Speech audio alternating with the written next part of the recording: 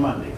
Now here's what I want to tell you about the pass, folk, and it's going to take me a few minutes to fire it up on my computer, but the next pass is going to be map reading skills, and folk, I'm going to tell you exactly what's going to be on it. All right, I want you to be able to look at a world map and pick out, all right, Africa, North America, South America, England, France, China, Israel, Arabia, Greece, Italy, Rome. Hopefully most of you know that Rome is in it. Let me see now. Once I get this fired up, I can give you some more. That's what I remember off the top of my head.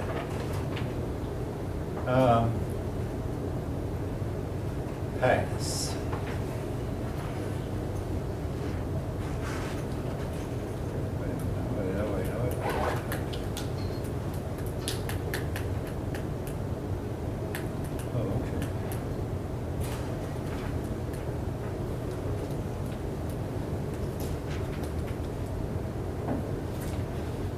Oh, okay, right here.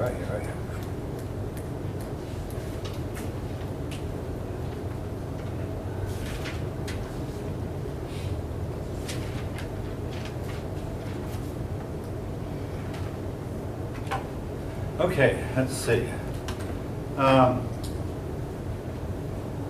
yeah, India, Germany, Russia, India, Germany, Russia,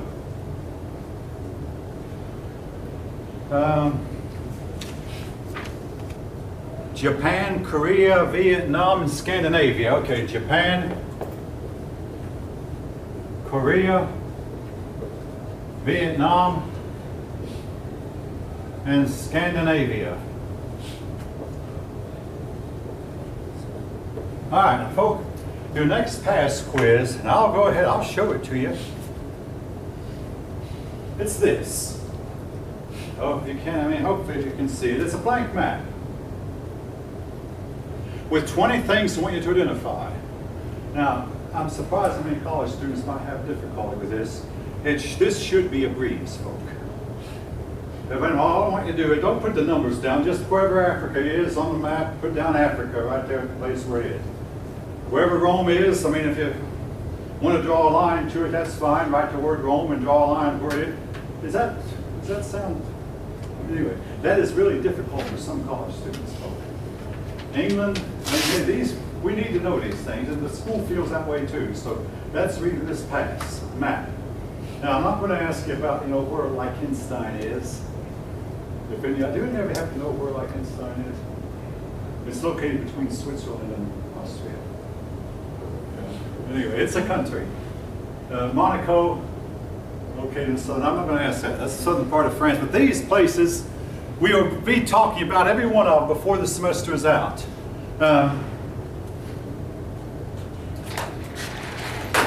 And particularly today's lesson will be about India. Well, all right. I'll just do it this way.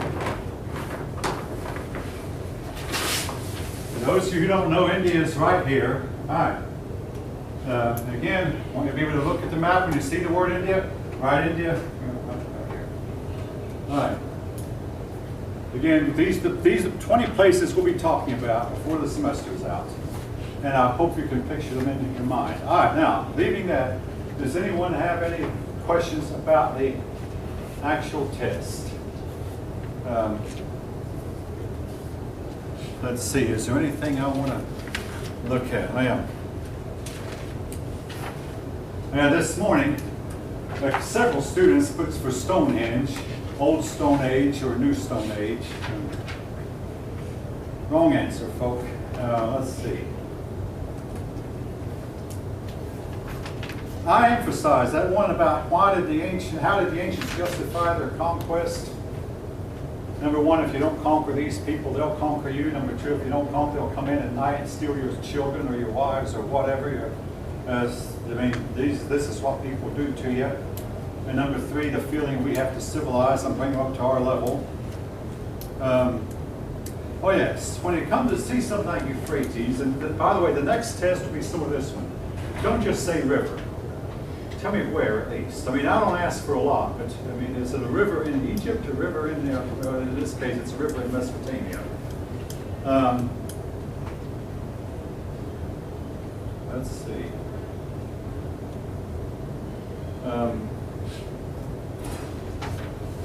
Several of you seem like you never heard of Marduk. I know I mentioned him one time, or at least I think I did. All right. King Tut. Don't put down a king. I mean, I've already told you his name is King. I called him King Tut. Give me a country at least. Yeah, give me a country, folks. I mean, King Tut. He was a king. Yeah. Sure enough, he was. For a short time at least. All right, anybody have any? Okay, now, because I'm hopefully might teach here again and intend to use these again and read them back, does anybody need more time to look at them? Let's see. Oh, just a minute. Do you want our test back? Yes, indeed, I do. Now, wait a minute. Ludovic, not Ludovic. Ludovic, Mohammed. Mohammed. Oh, yeah, okay, Mohammed. Okay, I'll let you see yours. Here you go. And I'll count your present. Good. All right, yeah, okay. I do, in fact, want them back, but if some of you are looking like you need more time to look at them, I'll give you a minute or two more. All right. Now, again, the next test, very similar in format to this one. All right. Has everyone copied these down who needs to? I mean, I haven't told you where they are, but I have told you what's on the test. I have shown you what the test looks like. So, yes. You only have 18 on it? Let's see. 1, 2, 3, 4, 5, 6, 7, 8, 9, 10, 11, 12, 13, 14, 15, 16.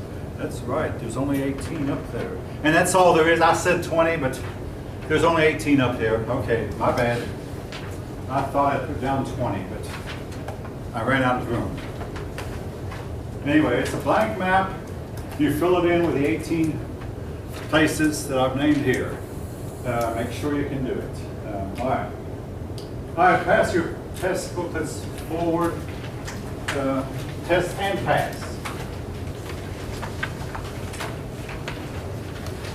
Yeah.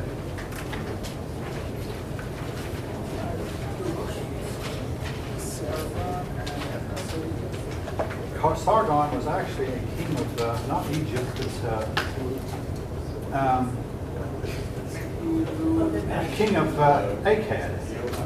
Akkad, yeah. Assyria was a world kingdom. Yeah, but where was it located? I mean, Mesopotamia or what time period or something else. It was a world kingdom. Only counted off one. It was a pretty good grade, really. Yeah, okay. All right.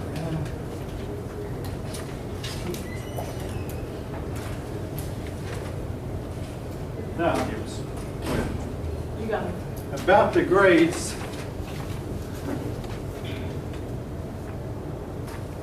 Now, folk, and that one too.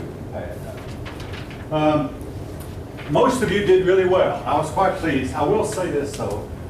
It didn't have a curve as such, but it had kind of a graded curve. In other words, those of you who made 95 or better, basically what I'm saying is I should have taken 3.5 points off for each instead of 3. So those of you who made 95 or better, you'd have gotten your whole grade. Those of you who made between 90 and 95 should have had 1 point less. Those of you who made 85 to 90 should have had about 2 points less. And those of you who made 80 to 85 should have 3 points less, and so on and so forth. In other words, the grading could have been a little bit harder. Now, for those of you who did not do so well, and you know who you are, I really think the issue, folks, is just sheer lack of preparation. probably not lack of ability, but sheer lack of preparation. What you need to do is make sure you work hard at the next test. Now, those of you who did well, be careful, because every time I teach, someone who made an A on the first test will think he's easy, these tests are a breeze, and they'll make an F on the next one. I mean, believe it or not, I have seen it happen almost every class. So hold on, those of you who did well. Those of you who didn't, you have 2 more tests, and then if you can't keep up, I mean, folks, again, it can't be too hard. If 20 of you can make A's and B's out of the 32 who took the test, it simply wasn't that hard. You have to keep up with your classmates, folks. That's just simply, that's college. All right, any questions? Okay, let me double check this. Ludovic, Jose, Taylor, okay.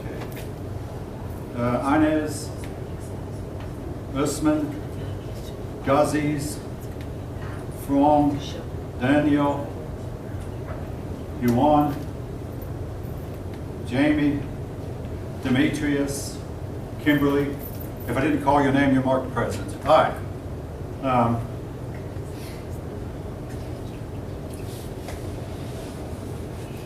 I don't know what you're using on these boards. I will say this, I worked my way through college doing janitorial work, and folks, sometimes I did the same thing myself. Put the chemical they gave me and you see the results, so I'm not complaining. I mean, I had to work my way through myself, and much too often this happened. And one time a teacher made a complaint and I was sitting in his class. Anyway, I know it's probably not the person's fault who did it. It's probably the fault of the school who gave you the equipment they used. All right. Leaving that. All right, India, chapter 2. What I'm teaching here is now standard paleontology. At one time, folk, all the world was one big supercontinent. This supercontinent was called Pangaea.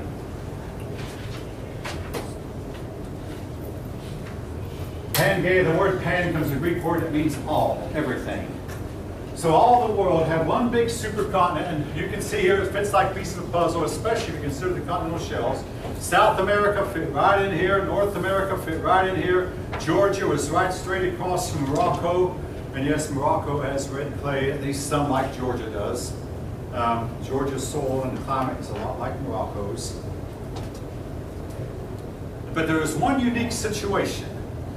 Starting right down here where that Australia and Antarctica broke away from Africa, there was another continent that broke away also and made a trip up the Indian Ocean and landed hard against southern Asia.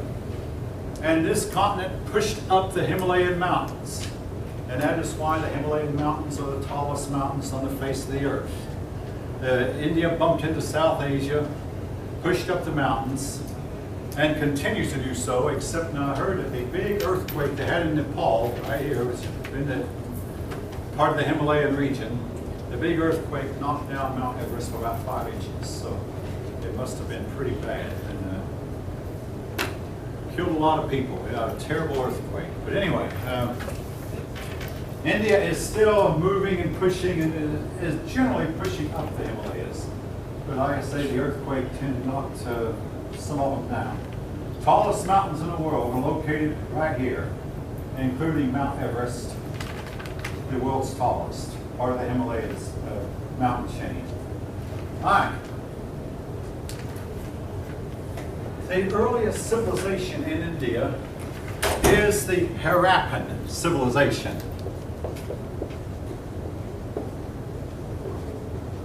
The Harappan civilization, this is an R. We know of 2 big cities. They are Harappa itself and Mohenjo-Daro.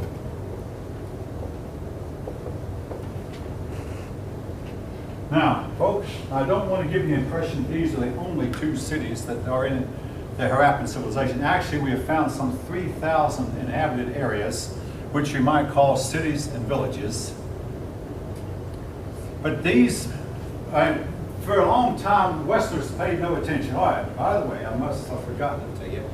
Harappan was located in what is today Pakistan. It is known that this Indus Valley is sometimes called the Indus Valley civilization because, as was the case with all ancient civilizations, they were located along the banks of a river. In this case, the river was the Indus River, from which we partially get our word India.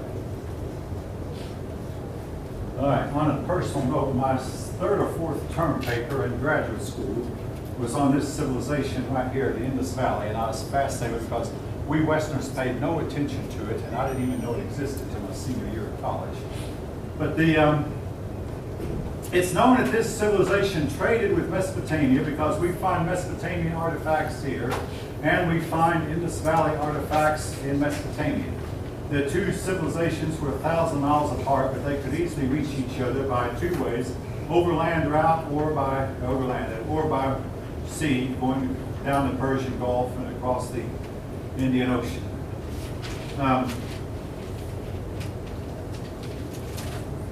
Anyway, yes. So the Harappan is split up between Maratha and the other. Actually, I don't want to confuse you.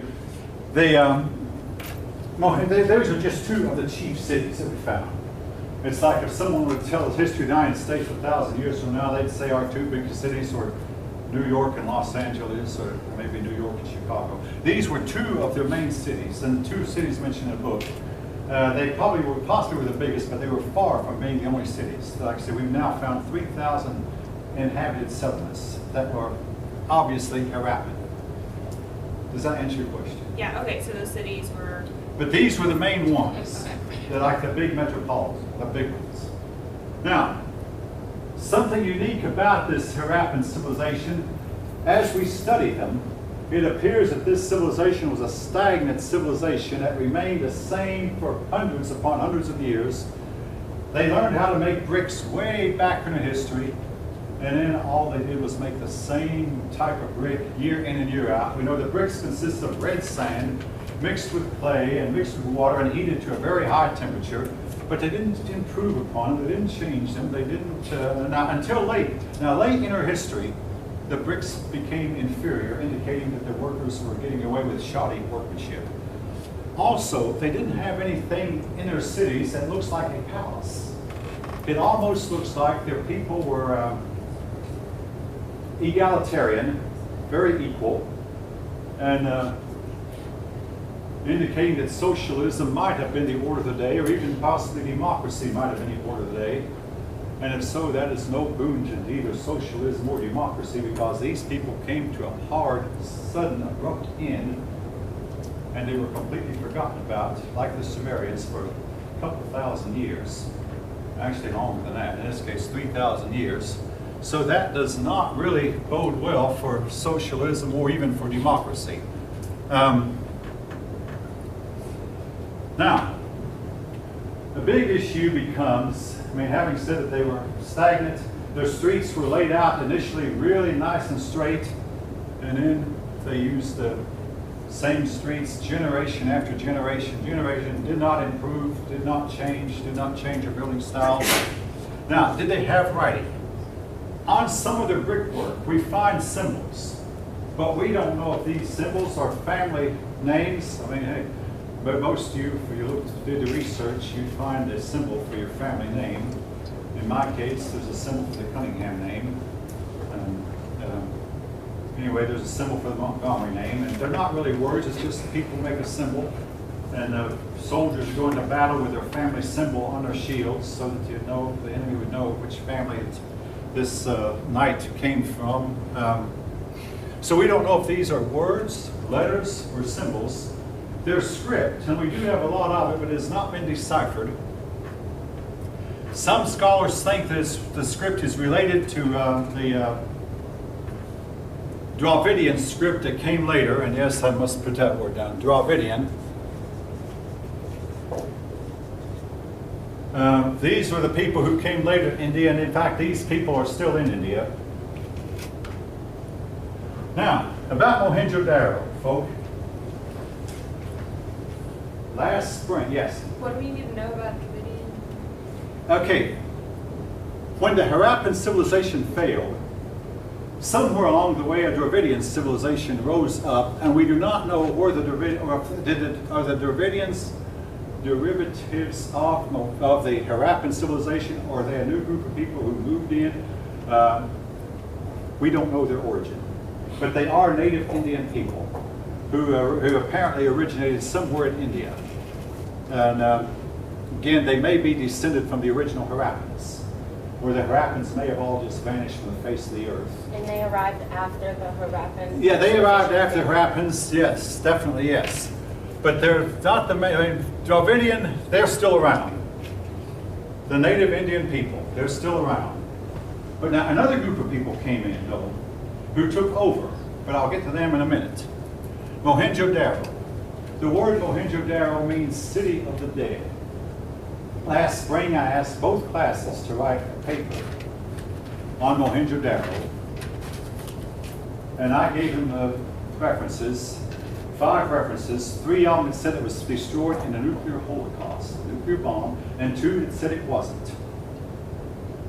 And most of the class believed that Mohenjo-Daro was not destroyed in a nuclear holocaust, and their logic was they had not developed the atomic bomb at that time, which is the kind of logic I throw out in the book, completely out the window.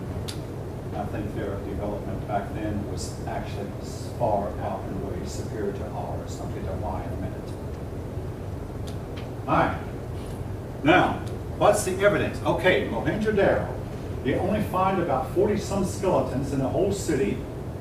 None of them appear to have been interred. All right, they were buried, but there's 2 ways a body that's 3,000 years old can be buried. Number 1, his relatives could have interred him in the ground when he died. Or number 2, after 3,000 years, enough dust would cover him over to where he or she would eventually be buried, which is what appears to have happened to Mohenjo-Daro. Their bodies were covered, but you find the bodies lying in the middle of the street, face down, and we have one case where a male body is holding hands with a female body, which is not the way that people are normally buried. In another instance, your book mentions this, you have a case of a female body covering up the body of a small child, which, again, is telling me that these people knew that some destruction was coming and tried to hide from it, covered themselves up, destruction overcame them anyway. Now, something else that's really weird about Mohenjo-Daro's skeletons, not one of them showed any sign of having been gnawed at by any kind of animals that would have scavengers. Also, in the city of Mohenjo, they found jewelry that was not taken. They found a high level of radioactivity, and folks, keep in mind, if there's still radioactivity after 3,000 years, that means the radioactivity must have at one time been extremely high.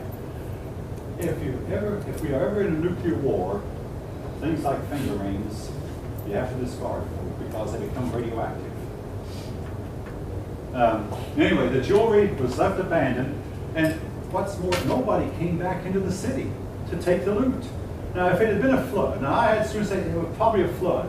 If it had been a flood, number 1, the bodies would have been washed away, but number 2, when the flood was over, the inhabitants who survived would have come back in, or somebody would come in and take in the loot.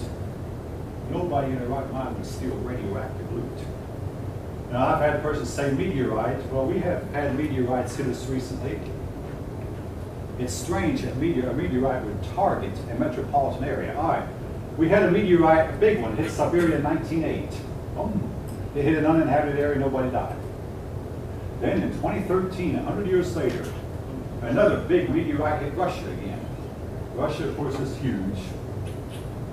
It hit an inhabited area, but not a densely populated. Well, it did hit a densely populated, but nobody died. It did not hit the downtown part of a major metropolitan area. But people saw it coming in, and some of the Russians thought that they were being invaded by the Americans. It turned out it was a meteorite, and they got a lot of Russian people apparently have cameras and cell phones with cameras on them, and they got pictures of it coming down, fiery hopeful. But the thing about meteorites, folks, they don't melt brick. It looks like Mohenjo has a blast area, and then away from the blast area, on one side the brick is melted, on the other side it isn't.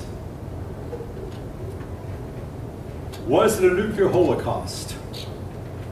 There's just enough proof to where a person who wants to believe it can, and yet a person who wants to disbelieve it, can find enough evidence so you can believe what you choose to, folk, depending a lot on your worldview.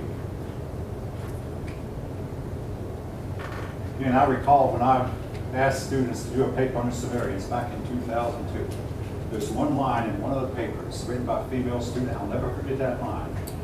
She said, what you believe about the Sumerians will depend on your worldview, whether religious or philosophical. What you believe about what I'm about to tell you will depend on your worldview, whether it be religious, philosophical, moral, or whatever. All right. Whatever happened, all right, to Mohenjo-Daro remains a mystery. Now, I'm going to jump ahead of the story, but get into the Indian religion. India's sacred writings are written in 4 books called the Vedas. It looks like it should be Vedas, but I mean, I've been corrected on that. It's supposedly pronounced Vedas. The earliest Veda is the Rig Veda. They're written in a language called Sanskrit. Sanskrit is like Latin and like Sumerian. They're no longer spoken languages, but they were once spoken language. But anyway, they were written in Sanskrit. The Vedas, with all due respect, are older than the Bible. Now, I don't recall if I gave this, no, not to this class, no. This morning I gave a question about the Sumerian tablets, and most of the students forgot what I kept saying is that once they were written down, they were never touched for 3,000 years. Now, with all due respect to the Bible, to the Vedas, the Bible has been copied and recopied and recopied and recopied and copied again, and what we have is a copy of a copy of a copy of a copy. Hopefully that's not being disrespectful to the Bible at all. It's just simply stating a fact. The Vedas is the same thing. They've been copied over and over again. And when you have a situation like that, there's always a chance that somebody along the way changed something. Now, it's not likely because both the case of the Vedas and the Bible, there was a person copied over here, hundreds of miles away, a person was copied here. If somebody made a mistake here, it was eventually corrected. But maybe some of you played a game of gossip, start a rumor right here, and this person, by the time the rumor gets around to that side of the room, the story is often much different from what it started out. Nevertheless, when you write something down, though, if you pass something down and have somebody rewrite it, by the time I go over here, but if you had start 3 different persons, and I wrote something down and had them pass it on, each person rewrite it, by the time I go over here, it'd probably pretty much the same as what it started out. Again, that's writing for you, as opposed to the spoken word. The written word is somewhat different. So, you know, the Vedas, now, the Rig Veda. The Rig Veda folk actually talks about people traveling to other planets, people living on other planets, moving about. Talks about submarines that could go underwater and then come out of the water and fly in the air, something we have not yet, do not yet have. Talks about an atomic explosion where these people right here, they said it was the same power that powered the sun, and the brilliance was even more brilliant than the sun. It would have been more brilliant than the sun because it was to the persons who saw it, because the sun is 93 million miles away. It was said the people were warned to get out, and most of them did. That's why we only find about 46 bodies. Most people got out. The ones who chose to stay got destroyed in what might be a nuclear holocaust. So bad, nobody would even come in and bury the dead, and nobody would come in and steal the loot. And even the vultures and the rats did not come in to gnaw at the bodies.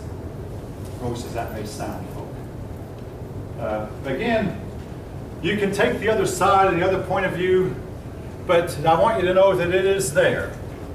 The Rig Veda, again, talks about, all right, we have computers today, we have printers, but the Rig Veda talks about you could simply design a house on a computer, and my son did that one time.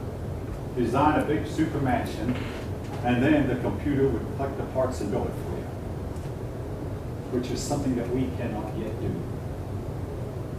It's in the Vedas, folk. Check it out for yourself. Did they have all that technology? Well, I'll put it this way. They said they did. All right. Leaving Mohenjo-Daro for a time and now moving on, a new group of people came in, and these people were not Indian. These people were Indo-European. In other words, they originated from up here in the north of the Caspian Sea, the Caucasus Mountains, which is why they're called Caucasian. They moved down here with the Medes and Persians. The Medes and Persians stayed here in what is today Iran.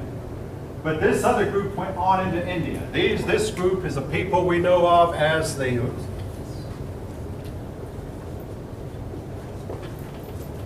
Aryans. Now, I've mentioned the Aryans at least once before. Who in the 20th century was really enamored by the Aryans? Who know? Adolf Hitler, yeah. And here's why, folks. Now, folks, in no way do I mean to open up racial wounds, but nevertheless, I feel like I must teach about racism. Not that I want to teach racism. I don't believe in racism. But I must teach about it because it is a big part of Indian history. Just like it was a big part of American history. The Indians believed for many generations, and a lot so do, that the lighter your skin was, the more superior you were, and the darker your skin was, the more inferior. Folk, again, I must say this only because because we must understand the people who were living at the time. The Aryans who came from Europe were white. They took over. Now, we do not know if the Aryans destroyed the Harappan civilization or not. At one time, our history books taught us they did.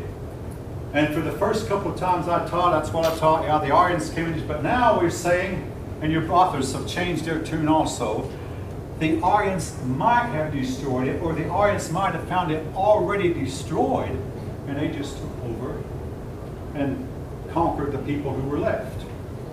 Now we know that the Aryans were nomadic horsemen, apparently excellent horse people, and that's strange because later on the people of India began fighting on the backs of elephants. Then they decided, elephants are not as good as horses. But anyway, the Aryans were excellent horsemen. They came in, they conquered, they set themselves up at the top. Now, they would roll over in their grave if they knew what happened to their descendants. Over time, these white Aryans became black.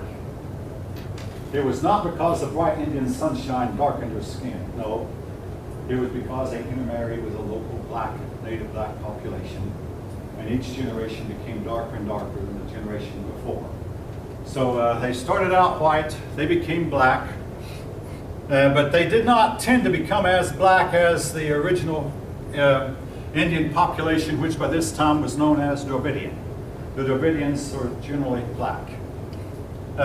This was to lead to a big phenomena in Indian history known as the caste system,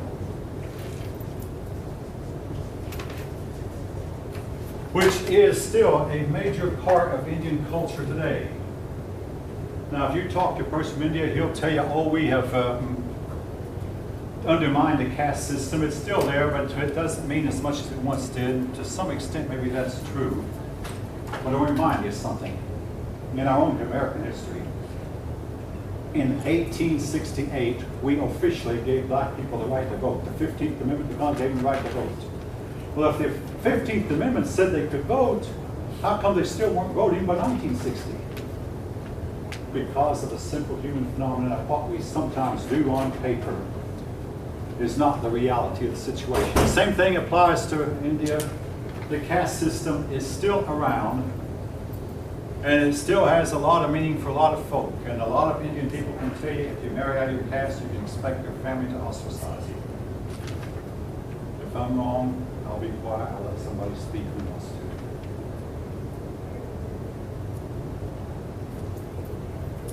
Nobody? Okay. Then, hey, I won't argue. If you want to speak up, I mean, you can say what you want to. But anyway, caste system. Your book mentions 5 castes: the upper caste, the Brahmin,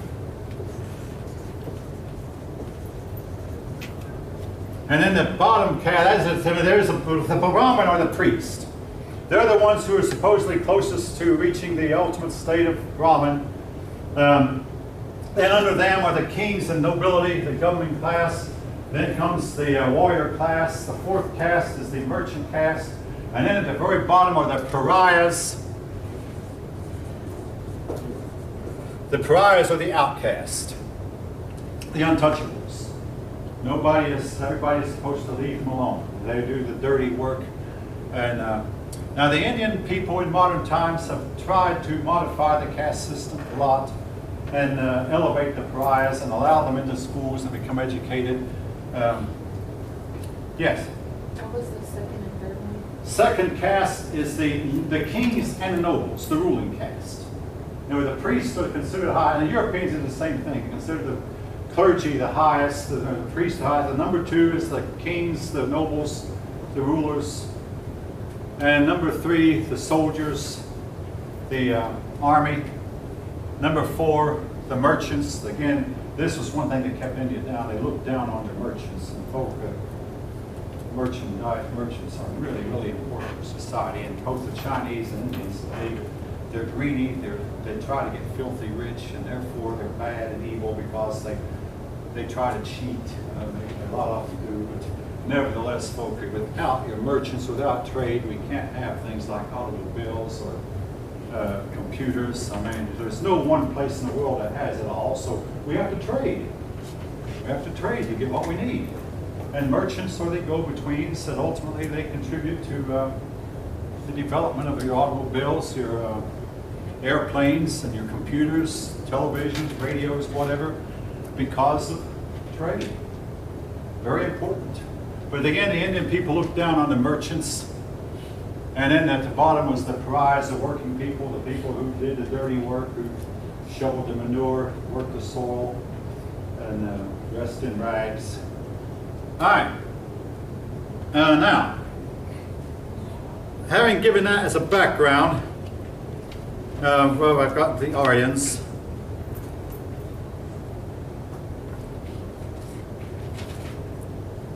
The Greeks came in, and they somewhat interrupted. Now, actually, Alexander the Great was not a Greek. Nevertheless, I'm going to be talking about this man extensively. I already mentioned him.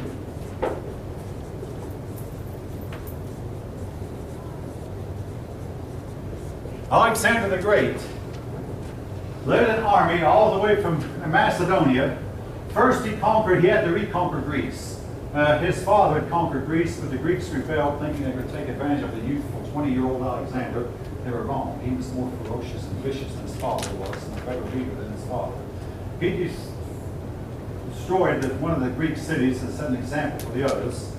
Then Alexander went through here and defeated Persia here, went into Egypt and conquered Egypt, then went in and finished off Persia. Then from Persia he wasn't satisfied, he went on into India. But there in India he was wounded. And that's strange because the man was never wounded before, and he always went, I mean, unlike other generals, he marched in the battle in the front of the troops with his army behind him. And he was the first person to engage the enemy. Yet he never was wounded until he got to India, and officially, I mean, you'll read that he was hit by an Indian arrow.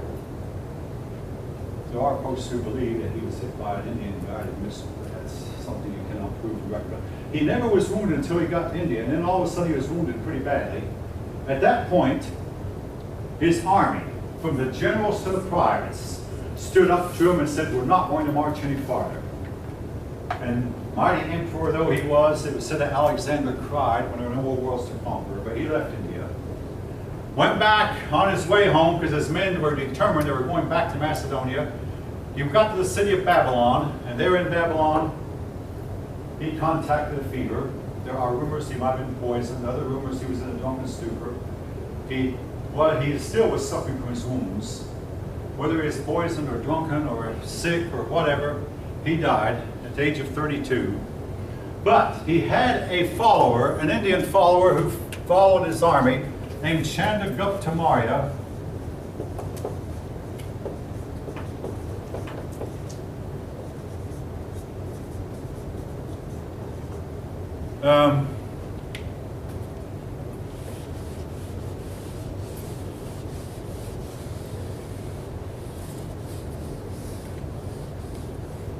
Now, Chandragupta Maurya founded a dynasty called the Mauryan dynasty that was destined to last several years.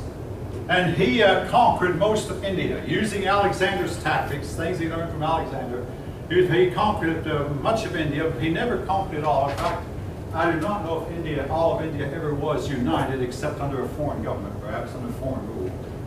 Today, India is divided into 4 countries: Pakistan, Bangladesh, Nepal, and India itself. Yes? What did he found? He founded the Mauryan dynasty, and the dynasty named after himself. His family name was Maurya. So he called his dynasty, of course, the Mauryan dynasty. Now, He's remembered for setting a treatise on government that was followed by his descendants and followed by later Indian rulers down through time. Treatise, that means instructions on how to govern that the Indian rulers were later to follow. However, eventually the Mauryan dynasty fell, as all dynasties tend to do, and India was destined to become a disunited country. And it went through a period called the fishes. Now, if you know anything about fish, fish oftentimes live by eating other fish, smaller fish. The big fish eat the small ones. Then comes along a bigger fish and eats the big ones. It reminds me, folks, of a movie I watched when I was a kid about this bully who was bullying up on all the smaller boys in his class. And one night he had a dream. In a dream he heard this song over and over. He was a big fish, oh yeah. He was a big fish, oh yeah. And in the movie he saw these big fish gobbling up the smaller ones. And then he was a big fish till a bigger fish came his way. And a big fish came along and gobbled him up. The movie scared him. I mean, the dream scared him. He woke up and supposedly stopped his bullying. I mean, it doesn't always work that way, folks. Things that scare you in the middle of the night, you wake up and go back to doing the same thing over again and over. But anyway, rule of the fishes. You had a case in India where there was kings who fought each other. The big kings would devour up the little kings. And this was to go on for hundreds upon hundreds of years. And India was destined to either be ruled by outsiders, most recently by Great Britain, or divided. And like I say, it's still divided. They have a desire to be united, but they simply cannot unite their country. And right now the whole situation looks hopeless because part of it is Hindu and the other part is Muslim, and the two sides do not like each other. All right.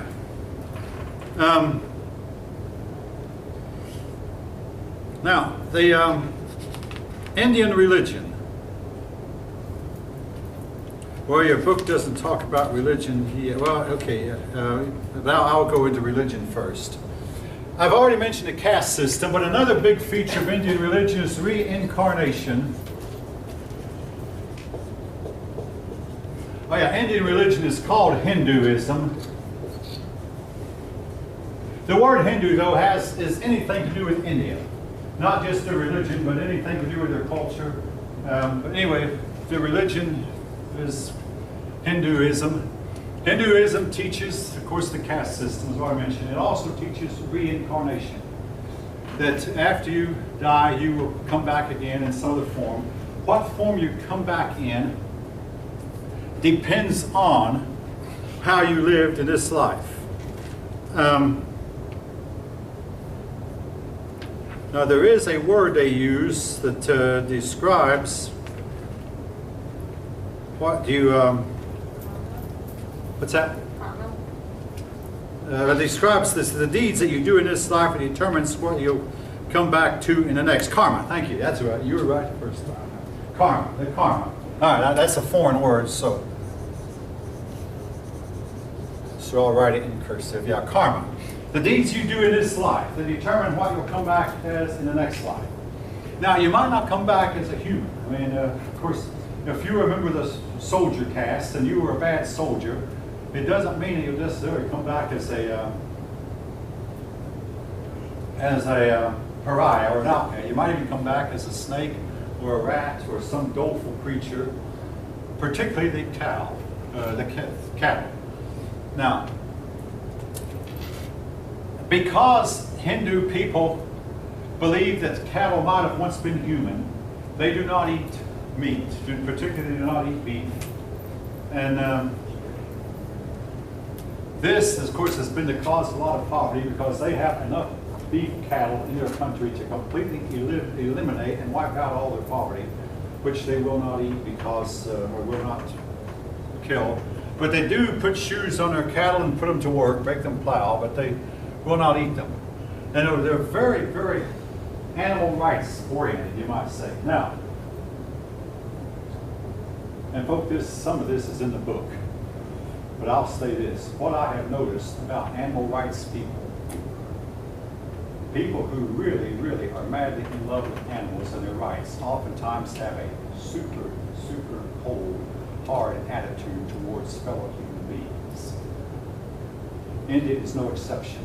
Now, folk, as recent as I was a child, and I've had students, last summer, one person told me that this is still going on. Trucks go around India cities looking for bodies, people who have dropped down on the streets dead. They pick the bodies up, take them outside to a city, dump, and cover them over. If you were walking along in India and all of a sudden the fellow next to you just dropped down dead, nobody stops what they're doing, and compassion. The word is totally lacking. Now, Mother Teresa changed some of this. Mother Teresa was in India for a few decades.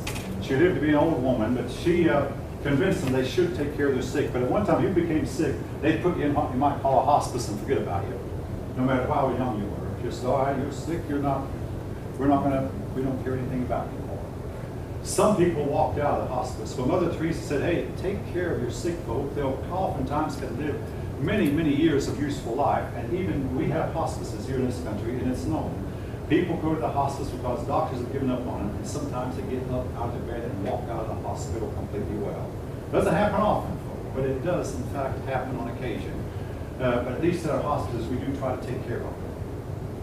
But in India, compassion. All right. Again, your book mentions compassion is lacking.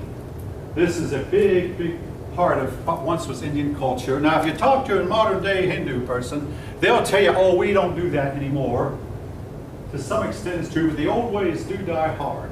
And some of them still have the same attitude. But they have a cold, crass attitude towards, but they don't even, well, if the richer Indian men will hire people with brooms to go ahead and sweep the street in front of them, sweep the sidewalk, so they won't be guilty of stepping on a bug.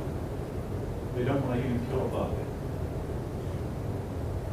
Now, in my generation, when I was a young person, a lot of young American men went to India to try to fill a spiritual vacuum, or a spiritual void. And the Indian government finally told the Americans, don't come here, stay and get your spiritual life in America, but don't come here, because when you come here, all you do is complain. American men and women could not stand to see bugs in their food. I mean, lots of them. And could not stand to have bugs going all over the place, and the Indian people do nothing about it. But finally, the Indian government said, just stay home. Now, again, these things that the Indian people take for granted, we Americans those of us who are American, not all of us are, I'm aware of that. But we, who are Americans, would find that, hey, we can't live with. But one of the things that American young people were most interested in was meditation. Actually, it's more than meditation. Bodily exercise, bodily training. Exercise is designed to purify the mind as well as train the body. Some of you might know more about this than I do. But this has become a big part of modern day American culture also. Now, let's see, there's reincarnation, lack of compassion, caste system, all this part of Hindu religion. But into this scenario, there came another religion, sprang up, called Buddhism.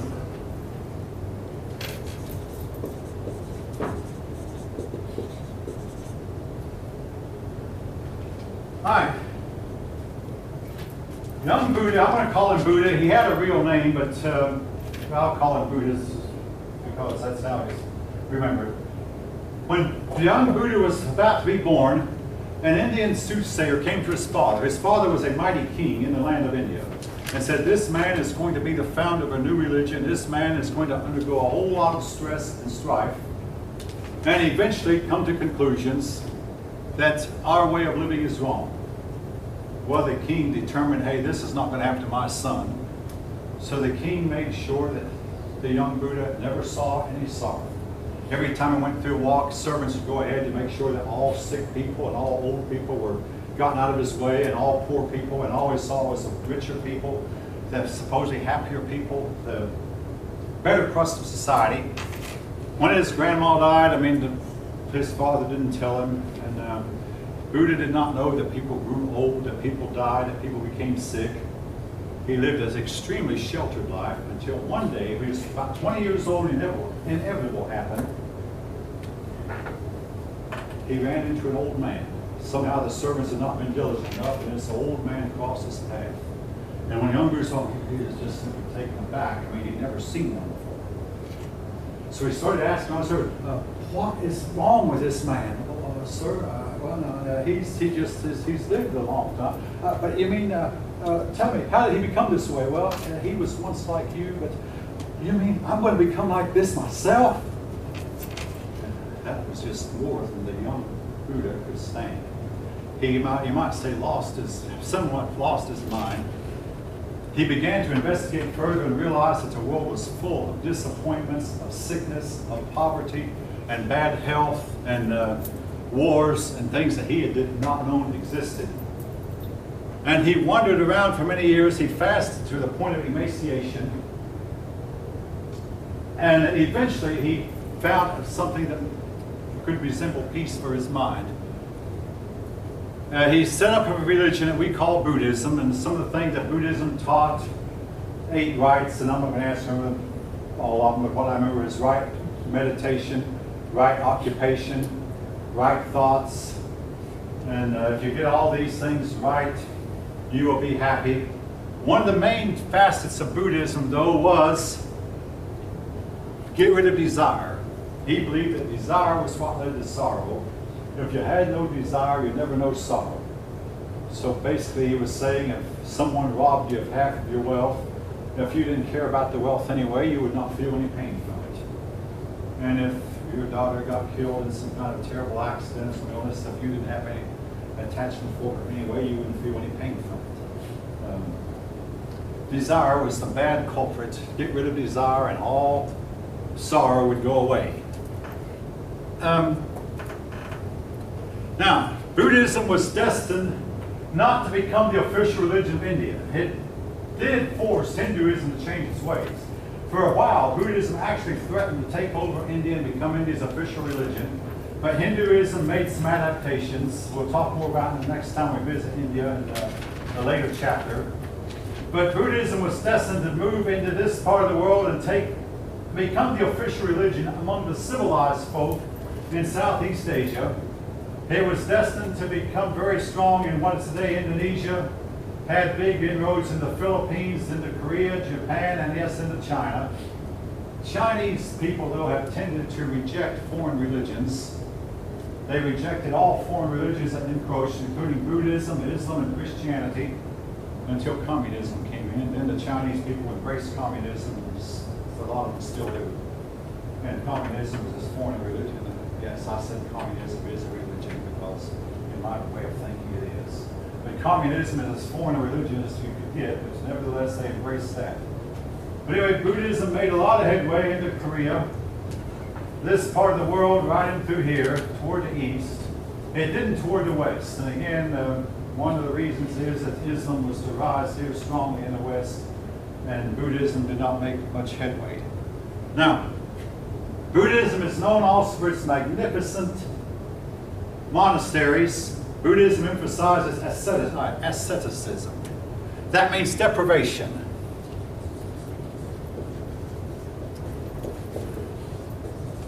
Where you fast, or even sometimes walk on a bed of hot coals, or lie on a bed of spikes. Anything that you can do to get your mind tuned to the spiritual world. They believed this was a way to get in tune with the spirit world and help them, their minds, to take lead from the material world to the higher, loftier world of the spirit. Again, Christians often sometimes believe the same thing. Now, when I was a youngster still living at home, my dad told me that we have 2 types of statues of Buddha. Some statues show him very, very skinny to the point of emaciation, and some show him obese and was overweight. And he said, we don't know which ones are right. I think I know which ones are right, but does anybody have any idea which ones are right? The skinny ones or the fat ones? I think they're both right. Here's why. A surefire way to gain weight is to go on a long fast. So at least one of you is nodding your head, you've heard this before. You will lose 7 pounds and turn right around and gain 10 back. You go to another fast and lose 5 pounds, and because your body is known to go into what's called emergency mode, where that when you eat again, number one, you can't control, you can't stop yourself, and you eat more than you realize, and also you eat the wrong stuff. But the other thing is your body immediately turns everything you eat to fat, because it figures you're going to another emergency mode, so it turns everything you eat to fat. And I think that both statues of Buddha, the ones, as a young man, he fasted to the point of emaciation. When he allowed himself to eat again, it didn't take much eating to make him obese. It's a surefire way to trigger your bodies to set yourself up for obesity.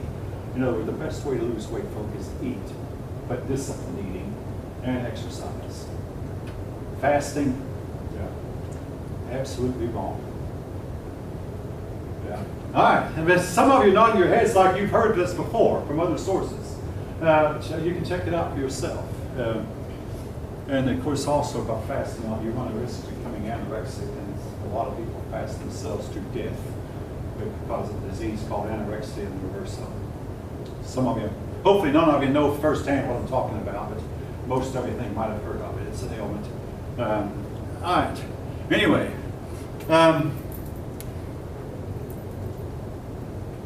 Buddhism taught that the ultimate state of reality was Brahman.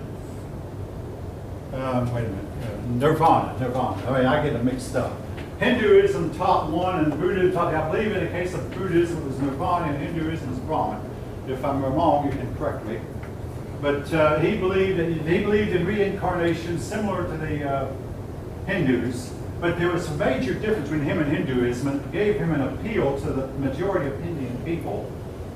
He was more egalitarian. Even the outcasts were welcome into his religion. Even the lower caste. And a person in Buddhism could believe that they could go directly from being an outcast all the way to the top within this life cycle without having to go through several other lives as a higher and higher caste. And this created quite an appeal for Buddhism that eventually forced Hinduism to somewhat modify and change its ways. All right.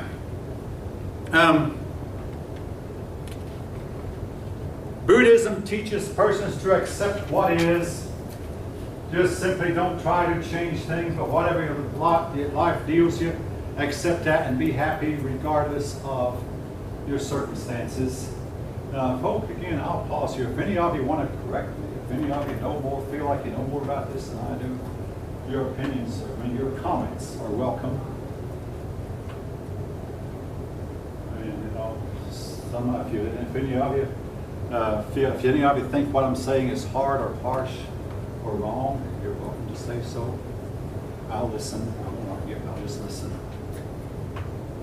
I'm not going to promise I won't always argue, but this time I won't. All right. Apparently, then nobody is either people. If you don't know as much about it as I do, or if you do, you don't want to say anything. Or maybe your silence means that you're giving assent to what I'm saying. All right. Anyway, now there is another religion that came out called Jainism, Jainism, and let's see.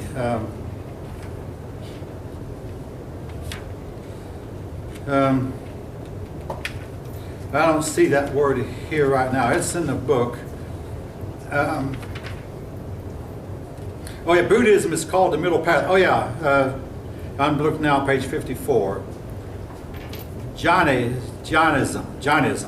Now, Jainism takes care of the problem of how the world began. It says the world had no beginning. Just simply states in its extreme form that the universe always was, life always existed, there was no beginning, and of course this eliminates the need for God. It just simply was never set in motion, it's always been in motion and always will be, and we just simply have gone on and on and on and on back through the aeons, and will continue on through the aeons with no beginning and possibly no end either. Anyway, this religion never did become very popular in India, partly because it's looked on, among other things, as being extreme. Hinduism was looked on as being extreme, but Buddhism was looked on as being more moderate. That's why it's sometimes called the middle path, the more moderate. Now,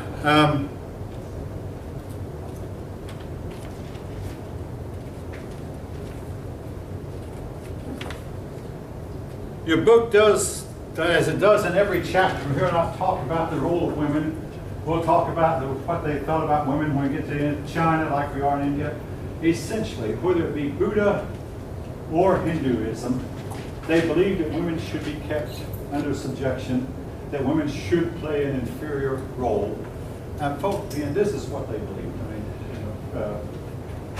That they believed that women were just too emotional to keep a steady set of emotions, and too prone. Also, they feared that women were too prone to control. I mean, this is in your book, folks. For those of you who read the book, so I'm not making it up. I mean, it's in the book, and they therefore believed that women must be put in their place. Now, later they developed a practice where that a wife, when her husband died, she had to build a big fire, she had to throw herself in the fire and die. This supposedly solved two problems. It guaranteed that the wife would do everything she could to keep her husband alive, and also it guaranteed that the wife, a lot of times some of these women live a long, long time. My mother lived 30 years and 20 days after Dad died. It guaranteed, she was only 2 years younger than Dad. Anyway, it guarantees that the women would take care of their husbands, and then it means that their families or children have to take care of them. You know? Now, keep in mind, there was another issue. A lot of these young women were married at the age of 9, and 10, 11 years old.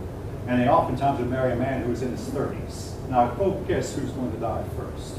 A 9-year-old marries a 35-year-old man.